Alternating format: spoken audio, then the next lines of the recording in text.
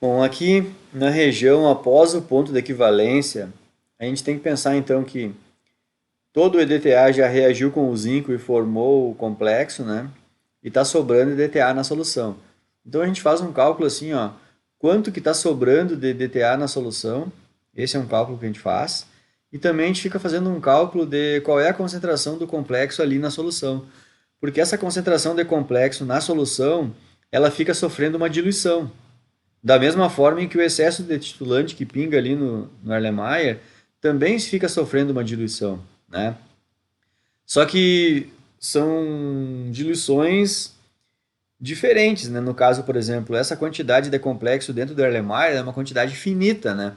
Então, à medida em que a gente vai jogando excesso de DTA, à medida em que vai jogando excesso de DTA, esse valor aqui vai cada vez diminuindo, porque aí cada vez fica mais diluído o complexo ali no Erlenmeyer. Já a quantidade de DTA é bem óbvia que, mesmo que ela esteja sendo diluída, a gente diz diluída, né? Mas pelo fato de estar tá sempre jogando de DTA da bureta, a concentração de DTA no Erlenmeyer ela vai só aumentando. Então esse primeiro valor aqui ele é um valor que vai, à medida em que se passa após o ponto de equivalência, a concentração do complexo no Erlenmeyer cada vez diminui. Agora, já a concentração do EDTA após o ponto de equivalência é um valor que cada vez vai aumentando. Isso aqui é bem a mesma lógica que a gente já estudou na outra titulação aqui, que não usava amônia, né?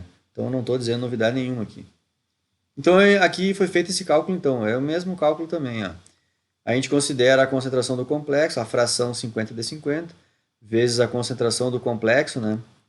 Lembrando que não nos diz, lá no enunciado do exercício, não nos dizem assim, ó, a concentração do complexo é 1 vezes 10 na menos 3. É claro que não tem de zero, tem de zero é a concentração do zinco. E aí tu tem que pensar que todo o zinco virou complexo. Então é por isso que a gente puxa isso aqui, ó, 1 vezes 10 na menos 3, né?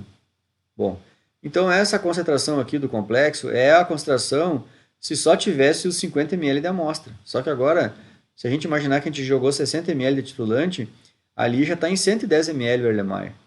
Então a gente considera esse novo volume e está aqui a concentração nova, tá? A concentração do complexo, né? Já considerando a diluição devido ao fato da adição em excesso de titulante. E aqui embaixo, a concentração de DTA, a gente tem uma fração 10 de 5, né?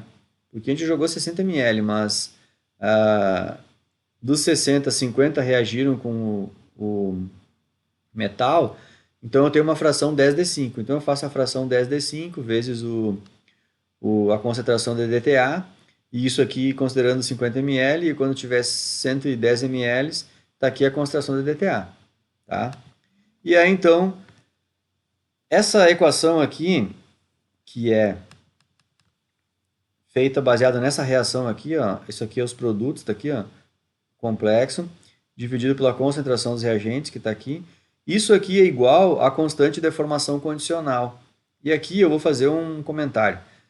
A gente não vai fazer isso aqui igual à constante de deformação condicional ajustada. Tá? Por que que não? Pelo seguinte, aqui, você tem que imaginar que aqui não é mais aquele esquema assim, ó, posso até voltar aqui no slide anterior, que eu vi naquele discurso que é o cálcio que... É o cálcio. Tô com cálcio na cabeça. É o zinco. É o zinco que escapou do DTA e depois quanto do zinco consegue escapar da amônia. E aí a gente fez o cálculo, né? E por que que agora a gente viu quanto do zinco escapou do DTA e agora nós nos preocupamos em quanto do zinco escapa da amônia? Porque tem um detalhe, pessoal. O EDTA, ele é um ligante muito mais forte que a amônia. E aqui nós estamos considerando um excesso de DTA. Então tem um montão de DTA já. Então, se nós já estamos calculando a quantidade de zinco que consegue escapar de um excesso de DTA, isso nós nem precisamos considerar amônia, entendeu? Um excesso de DTA captura muito mais o zinco do que a amônia. Então não precisa fazer esse cálculo aí, né, nessa etapa aqui, ó, após o ponto de equivalência, certo?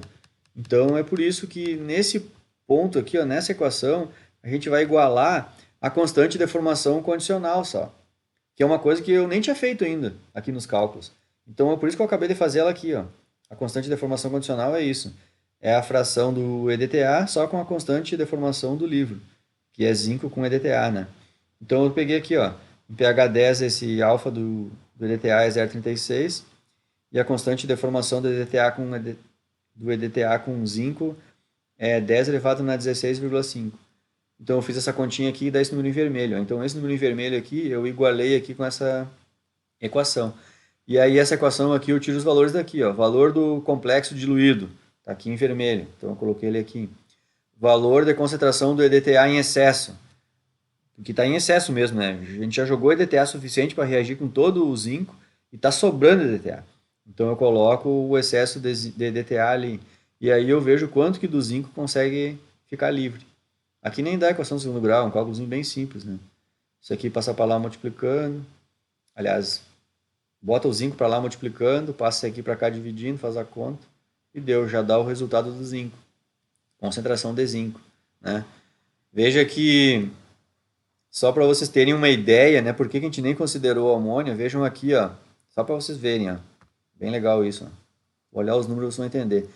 Aquela hora que a gente jogou o EDTA certinho para reagir com o zinco, sobrou 4,9 vezes 10 na menos 8, ou seja, o zinco que escapou do EDTA, tá? Só que aí quando a gente considerou a amônia, dessa quantidade aqui, ele conseguiu escapar da amônia 8,9 vezes 10 na menos 13. Só que agora, nesse último cálculo que a gente não considerou a amônia, mas um excesso de DTA, vejam que para escapar do excesso de DTA, só conseguiu escapar 4,3 vezes 10 na menos 16. Entenderam? Entenderam que para o coitado do zinco é mais difícil fugir de um excesso de DTA do que esse excesso de amônia, hein? Porque o ligante DTA é mais forte. Ou seja, aqui a gente, o zinco, no ponto de equivalência, a quantidade de zinco livre era 8,9 vezes 10 na menos 13. E aqui, no excesso, já baixou para 16. De 13 para 16 dá 14, 15, 16. Dá 1000 vezes menos, entenderam? Depois do ponto de equivalência, a gente tem 1000 vezes menos zinco livre na solução do que no ponto de equivalência. Então é por isso que não tem lógica, não tem lógica a gente pensar em descontar o zinco aqui, porque ficou escondido já, não tem que descontar o zinco, tá? Beleza? Então, deixa eu pensar aqui. Aqui a região após o ponto de equivalência, região no ponto de equivalência, a região antes do ponto de equivalência.